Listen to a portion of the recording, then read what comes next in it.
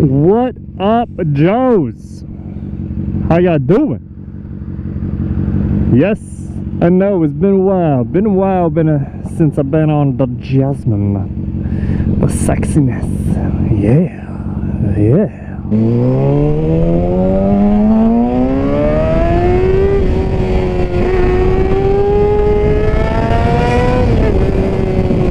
Thank you very much. One question I do get a lot is, what's a good beginner bike? So I'm going to try to talk about everything you need to know about choosing a beginner bike.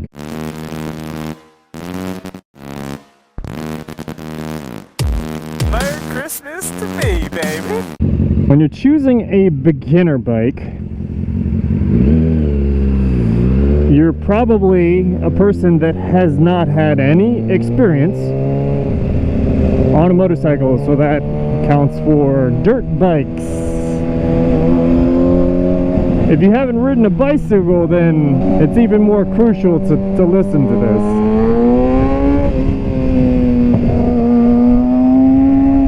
Come on.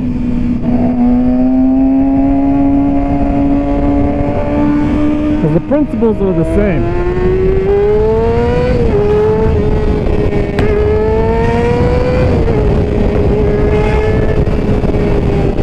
You're on two wheels, so it's much different than driving a car. You gotta do that balance. So one of the first factors that you gotta think about is the weight of the motorcycle. So obviously if you're a beginner, it's gonna be easier for you to handle a lighter motorcycle.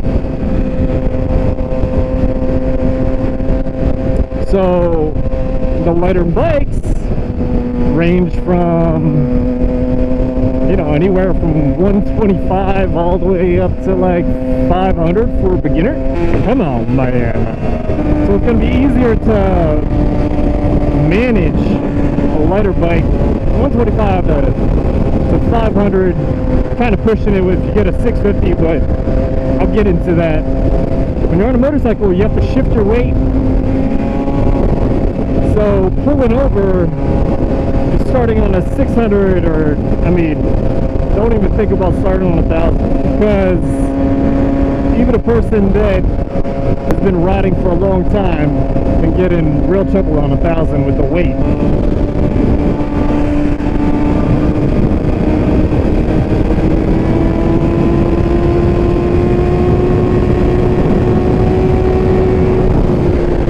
Second is the power.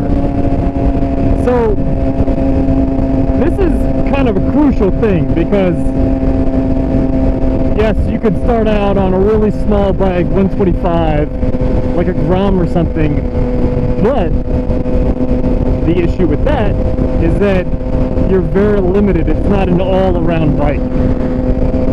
It's, you know, it's fun for like city stuff, but only city stuff. But if that's all you do in your commute or whatever, or in your little town, that's great. But it's good and bad. I mean, in the city, yeah, you can get away with it. But if you're ever gonna go on the highway, you do not want to be getting on something that is that low of power. But then on the other side, you don't want to be starting out on a 600, because the way that it revs out, the power can sneak up on you. So the bikes that are good power-wise for a beginner, they range from 300 to 500 cc, and you could even do a 650 V-twin, because of the way that the V-twin revs out, it's more manageable, doesn't sneak up on you, doesn't rev as high. But the only thing with the 650 is that there's a lot of weight to be throwing around there. You know, it is a 600, so that's the only thing. But a 650 is a great all-around bike. So if you're doing all highway stuff, you're gonna have to, you know, get closer to, you know, 500cc 650 V-twin.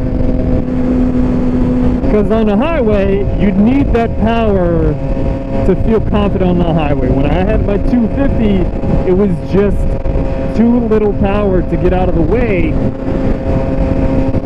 of people.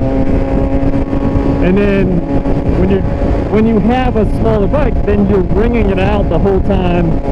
You're trying to like hit the top speed when you're on the highway, and then you get tickets that way because you're trying to just pass people all the time. Because at least for me, I feel safer when I know where I'm going, where I've been, rather than having people pass me and not knowing what's coming behind me.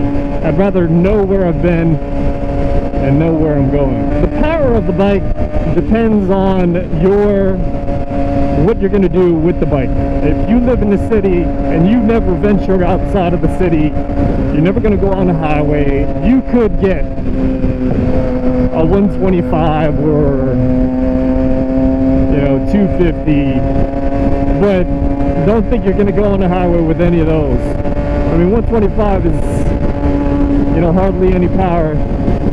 I don't recommend 125. I mean, those grounds, you know, they're like a nice, fun, extra bike, tool around in. So if you are stepping out on the highway, I would definitely look more for like 400cc and up. I think you could get away with it on a 300, but I know that when you get to 500, it's a nice number. It's not too heavy. It gives you a nice amount of power without getting into trouble.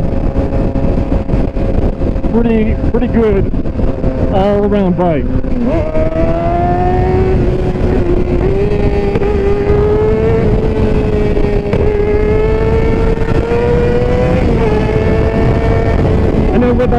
With a 500, you're not going to want to upgrade instantly. Like with a 125 or 250, you're gonna have that bike for a month and then want to upgrade. But the one thing that people don't realize is you could get bored of the straight line performance and still not know how to ride. You really gotta learn how you're supposed to lean into corners, counter steer. I'm not saying I am the picture of a perfect rider, but I did make a lot of mistakes on a smaller bike, the 250. You could make those mistakes on a 500 and you wouldn't get in like so much trouble. Now if I made those mistakes on a 600, I could get into a bit of trouble. But ultimately it's up to you. If you want to take the chance, start on a super sport, it's up to you, but I don't suggest it. It just depends on how quickly you learn. Everybody learns at a different pace. I know for myself, I'm a pretty slow learner, but once I get it, I got it.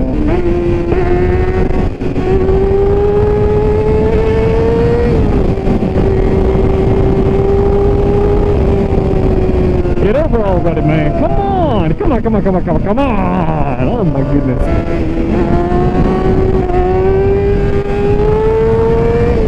So thirdly, how long should you have a beginner bike? You should have it as long as it takes for you to feel confident enough in your riding. You're able to a good gauge for that. It's either, you know, the amount of miles, 15,000 miles on a bike, get your skills tuned up. If you got chicken strips 2 inches big, I think there is no way in heck you should be getting on a super sport.